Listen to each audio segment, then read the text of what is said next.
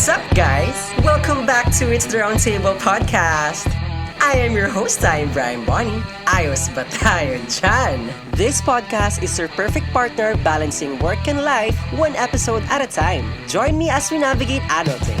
Sometimes growing up sucks, but we love it.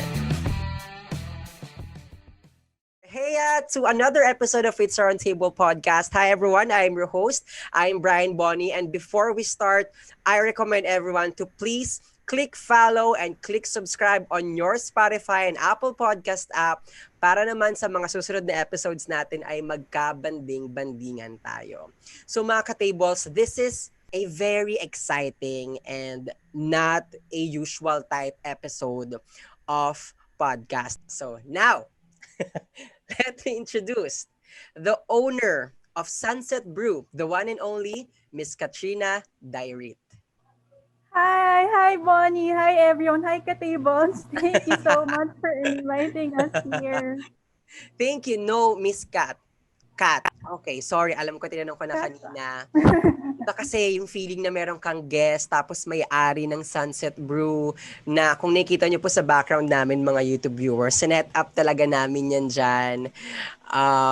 Kasi from time to time, I have a cup here. From time to time, I'll definitely sip a coffee from time to time kapag nauuhaw or medyo natutuyo na yung lalamunan ko talking this. So, Kat, paano nagsimula si Sunset Brew? Ano yung parang naging turning point natin doing or starting your side hustle? Yeah, so actually, Sunset Brew, I launched and opened it November of last year. And, when the pandemic hit us, we were just really stuck at home. We couldn't do anything else. And, of course, I'm very thankful and grateful that I still have a job. I get to work from home. But after a couple of months, it got to a point that I felt like I needed to do something different. I needed to look forward to something new. And so I started to experiment in the kitchen. I started cooking more, baking, and making my own coffee. And at that time, a lot of stores were opening up na din online small businesses through Facebook and Instagram, right? My friends were also starting to sell food, clothes online. And since coffee is really a big part of my life, I've been a big coffee lover ever since I was young. It's really a must-have for me on a daily basis. You know that saying, Bonnie, na I feel you. right? And for me, parang don't talk to me until I've had my coffee. It's so true for me. Like, I don't want to interact with anyone until I have caffeine.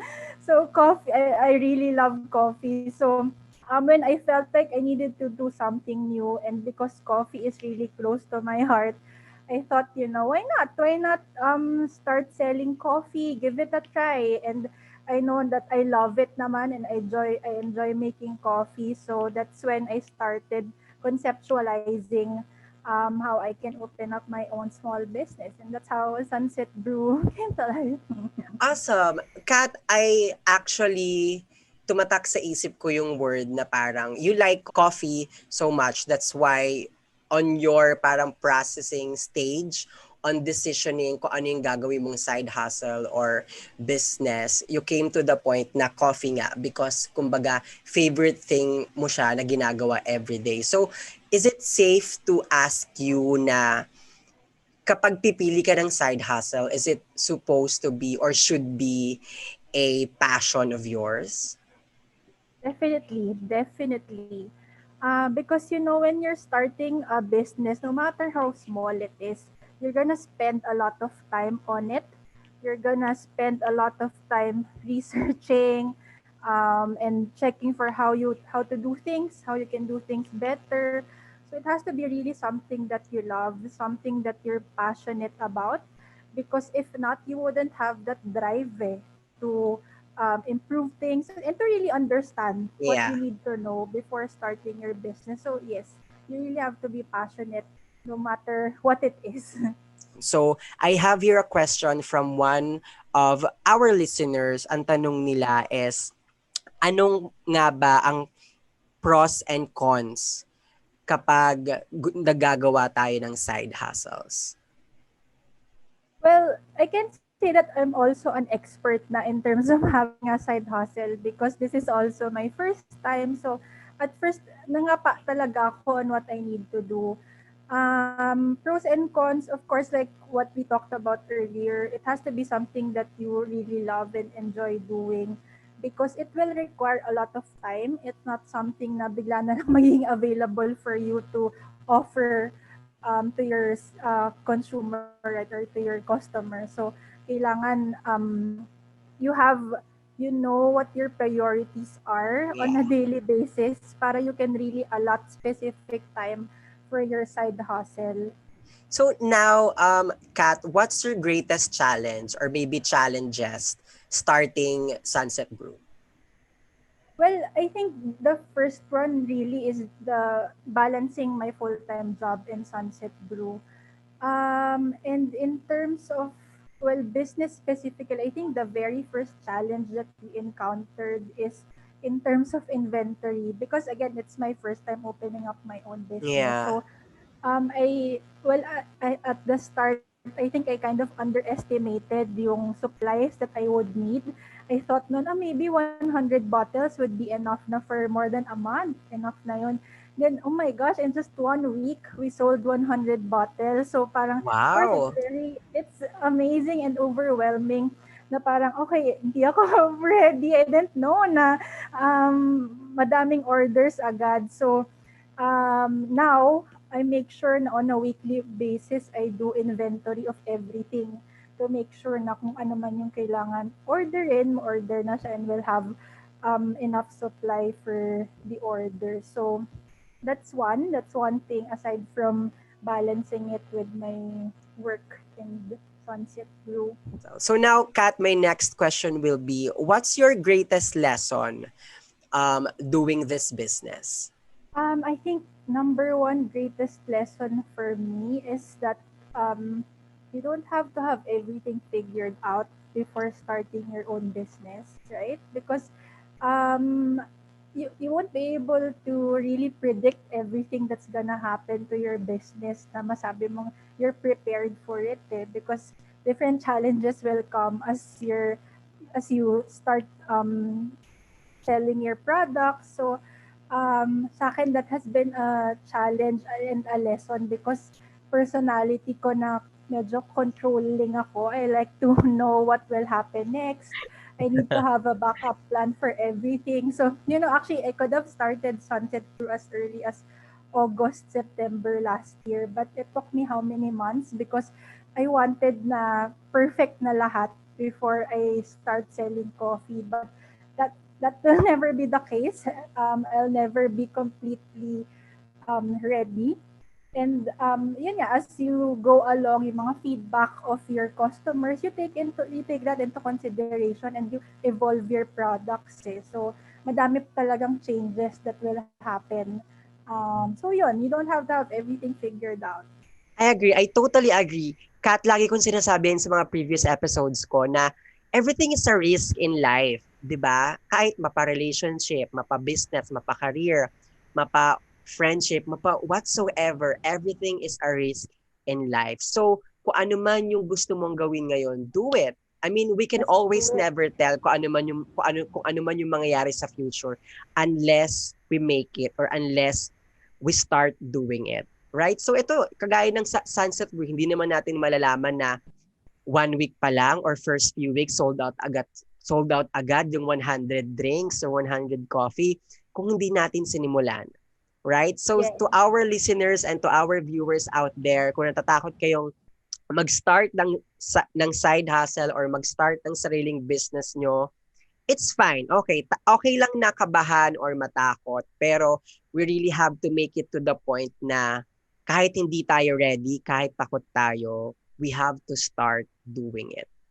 No, Kat? I mean, Yes. I think that's yun yung vibe na talagang kailangan natin or kailangan meron tayong tapang kapag Definitely. pumapasok tayo sa mga ganitong bagay talaga.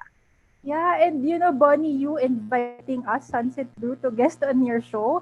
in just less than 4 months of opening, and never imagined that I would be here sharing Sunset Brew story. So, yeah, hindi mo talaga mapipredict. You just have to do it. Do it and give it a try. Wala namang mawawala. Pleasure's all mine, Kat. Don't worry Thank about it. I love your coffee naman eh. thank you. I guess we're down to my last question. Tips to the people who want to try making their own business, or tips to the people also who wants to own a side hustles. One thing that really helped me with Sunset Brew is there are a lot of available webinars, online seminar, training that will give you the tips and do's and don'ts of not just coffee specific, but opening up your own business. What are the available applications out there that you can use to better manage your business? So take advantage of those available webinars that you can also apply to your business. Aside from that, make sure to always ask for help and guidance from the people around you. Like, especially for us, Bonnie, that we have a full-time job, we're not available 24/7 for our Agree. side hustle, diba? So, for me, I'm very thankful that I have my siblings here helping me out kapag tulog ako after ng work and Sunset Brew time. We So, need them. We need them. yes, yes, sobra. They're the ones in charge responding to orders and mga deliveries. So at least the business is still moving kahit na natutulog ako. So ask for help and guidance on how to do things better. Always ask for feedback from your customers. That's another thing. I love what you mentioned on your law of mirroring episode about Oh, feedback, thank right? you. Na you really have to take that into consideration because that's how you will continuously improve. It's important na you apply that because I think especially for us, pag yung side hustle mo is something that ikaw mismo yung gumawa, from the start, there will be tendencies na medyo defensive ka, protective ka of your product, diba? But hindi pwedeng close-minded ka on that aspect. So you have to request, take in those feedback, and continuously improve on your business. So ngayon, Kat, I am giving you the time to invite everyone to go check your social media platforms, your business. So go ahead. Yes, so mga ka-tables, please like, follow, and visit our Instagram page at sunset.brew, and Facebook at Sunset Brew Manila. Just send us a DM for any orders. Browse through our Facebook page and Instagram page to know more about Sunset Brew. And thank you again, Bonnie. Pleasure's all mine, Kat. Don't worry about it. So, Katables, tama yung sinabi ni Kat. Go check their social media platforms. Order. Kasi I guarantee you guys, hindi kayo magsisi.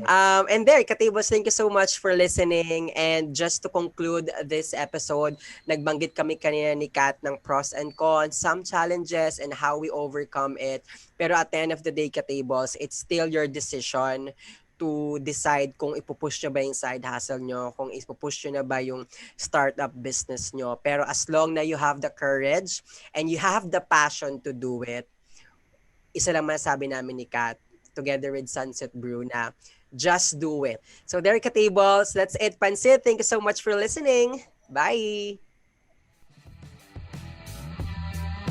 Wait! It's the Roundtable Podcast is releasing new episodes every Tuesday and Friday mornings. So don't forget to subscribe and follow on Spotify and Apple Podcasts. And if you like this podcast that much, don't forget to follow and always be updated on all their self-improvement contents. Just search at It's the Roundtable Podcast on your favorite social media app.